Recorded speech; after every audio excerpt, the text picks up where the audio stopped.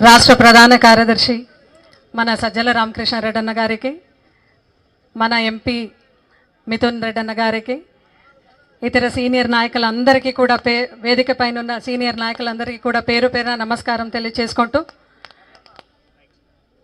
ఈరోజు సింగనమల నియోజకవర్గంలో నిజంగా సంవత్సరమైంది అంతే వాళ్ళు కూటమి ప్రభుత్వం ఎన్డీఏ అలయన్స్ వచ్చి, అయినా కూడా స్వచ్ఛందంగా ఇంతమంది వచ్చి మేము సైతం జగనన్న కోసమని ఇంతమంది వచ్చినారంటే ఖచ్చితంగా రాష్ట్ర వ్యాప్తంగా కూడా మనం చూస్తున్నాము రపరప ఎఫెక్ట్ ఎట్లయింది అని. ఇప్పుడు శైలజనాథ్ అన్న మాట్లాడుతుంటే మీరందరూ కూడా క్రౌడ్లో అది మాట్లాడినారు.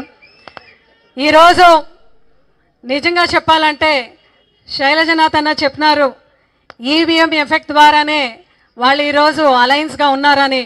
అది ముమ్మాటికి సత్యమే. ఎందుకంటే జగన్మోహన్ రెడ్డి గారు రాప్తాడుకు బయలుదేరి వచ్చినప్పుడు, సత్తెనపల్లికి వచ్చినోడు, పొదలికి వచ్చినోడు కూడా మనం చూసినాం. ప్రజల అభిమాన నాయకుని చూసేకి ఎంతమంది వచ్చినారని ఆ ఒక్క జనసంద్రం చూసి ఈరోజు కూటమి వాళ్ళందరూ భయపడి మన పైన కేసులు పెట్టి ఆకాంక్షలు విధిస్తున్నారంటే నిజంగా మనం ఎక్కడ కూడా ఓడిపోలేదు. మనం గెలిచినాం. ప్రజాక్షేత్రంలో ఖచ్చితంగా మనం గెలిచినాం. సంవత్సరం అయింది, అయినా కూడా సూపర్ 6లో ఏ ఒక్క హామీ కూడా నెరవేర్చలేని ప్రభుత్వం ఈ కూటమి ప్రభుత్వం. పవన్ కళ్యాణ్ గారు అయితే ఎక్కడ మిస్సింగ్ అయిపోయినారా అనేది ప్రజలందరికీ కూడా ఇంకా తెలియట్లేదు. అప్పుడప్పుడు మాత్రం ఆయన కనిపిస్తుంటాడు. మొన్న కూడా మనం రిలీజ్ చేసినాం హిందూపూర్ ఫంక్షన్లో కూడా మిస్సింగ్ అయినారు అని కూడా పవన్ కళ్యాణ్ గారికి. అంటే సనాతన ధర్మ గురించి ఆయన ఎప్పుడు మాట్లాడతాడంటే కూటమి ప్రభుత్వం ఎన్డీఏ అలయన్స్లో ఎక్కడైనా ఆయనకి ఏదైనా లోప కనపడితే మాత్రము ఎక్కడ కూడా ఆయన కనపడ్డు. మహిళా పక్షపాతి అని చెప్పినాడు.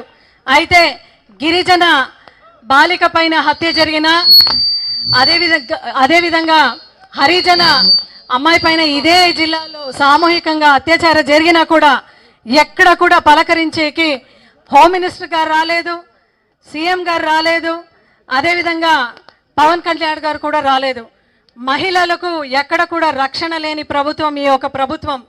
ఈరోజు కూడా చూస్తే ఒక్క సంవత్సరం అయినా కూడా గత ప్రభుత్వం జగన్మోహన్ రెడ్డి గారని మాట్లాడతారే తప్ప ఎక్కడ కూడా వాళ్ళ డెవలప్మెంట్ ఎక్కడ జరిగింది అని కూడా ఏ మాత్రం మనము చూసే కూడా ఏ మాత్రం కూడా మనకు అవకాశం లేకుండా పోయింది. ఈరోజు సింగనమలలో పార్టీ ఆఫీస్ ఓపెన్ చేస్తూ కూడా అదేవిధంగా ఇక్కడ మళ్ళీ చంద్రబాబు నాయుడు గారి మేనిఫెస్టోని గుర్తు తెచ్చుకుంటామనే ప్రోగ్రామ్ను కూడా ఈరోజు రాష్ట్ర వ్యాప్తంగా దీన్ని ఆవిష్కరించాలని సజ్జల రామకృష్ణారెడ్డి గారు అదేవిధంగా మిథున్ రెడ్డి గారు వచ్చినారు. సో వాళ్ళు ఏదైతే చెప్తారో ఈ 35 days మనం ప్రజల్లో ఎట్లా తీసుకొని పోవాలా, జిల్లా వ్యాప్తంగా, మండల వ్యాప్తంగా, గ్రామ స్థాయిలో అనేది వాళ్ళందరూ కూడా మనకు వివరించి చెప్తారు.